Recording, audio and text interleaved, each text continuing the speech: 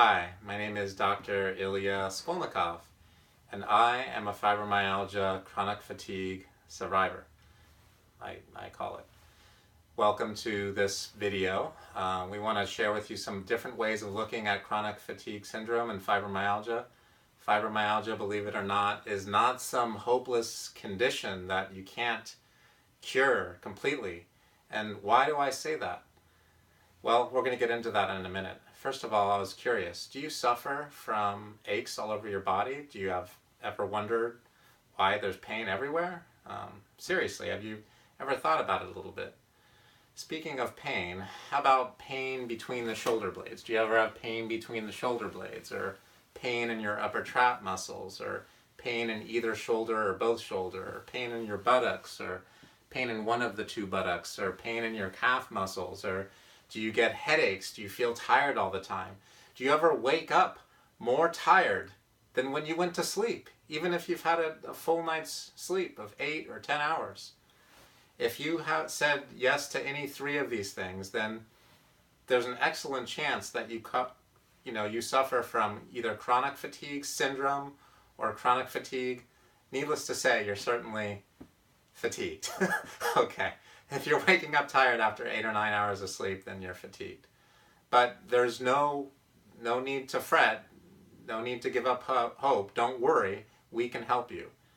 And the reason why we can help you is because the body heals itself. So oftentimes I talk to people and I talk to them about the kind of work that I do, and especially if they come from the medical establishment, they think, oh, so you're saying that you can cure all these diseases that should be medically managed, but you're not a medical doctor. And they do have a point to some extent, because the study for medical school is very rigorous. It requires long, long hours. It's very competitive, and it's very difficult to get into medical school.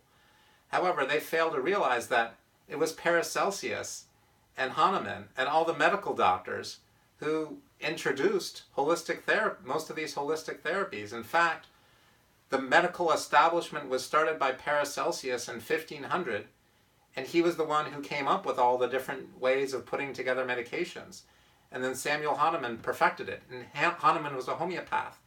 And the homeopathic remedies have been more researched and more studied than any other thing has ever been researched before. Belladonna is the main homeopathic remedy that I'm referring to. Check it out. Go to your local library.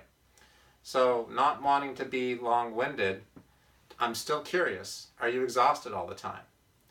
Do you feel like sweets are something that maybe you crave? Do you ever feel like you're craving carbs or sweets or sugary foods like juice or orange juice, apple juice, something like that?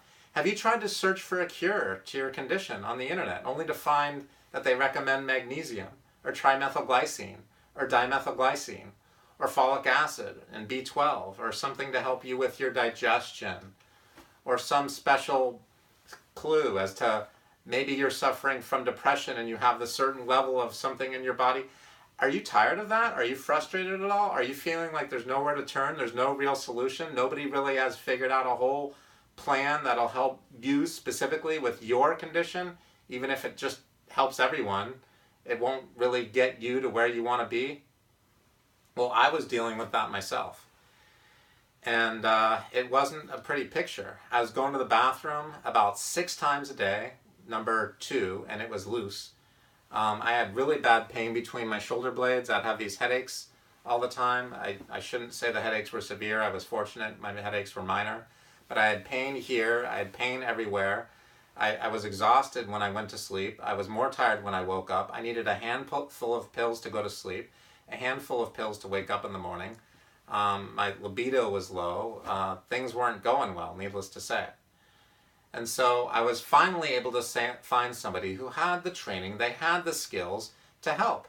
And they were not a licensed medical doctor.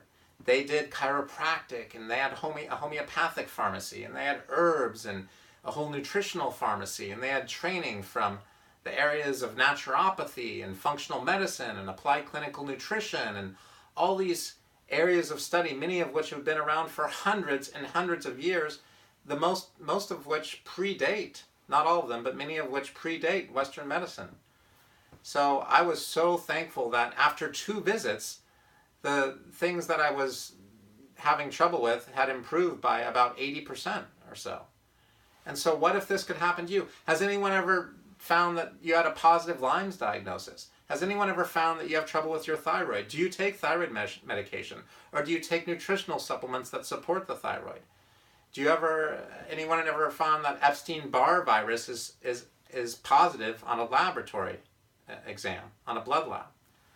Have you ever feel like you're lost and you're never going to find your way back home? Because that's the way it is if you're searching out there. But we've put together a complete program that's specific just to you. It's a program that includes a way to figure out exactly what's causing your health concerns, because everyone is completely different.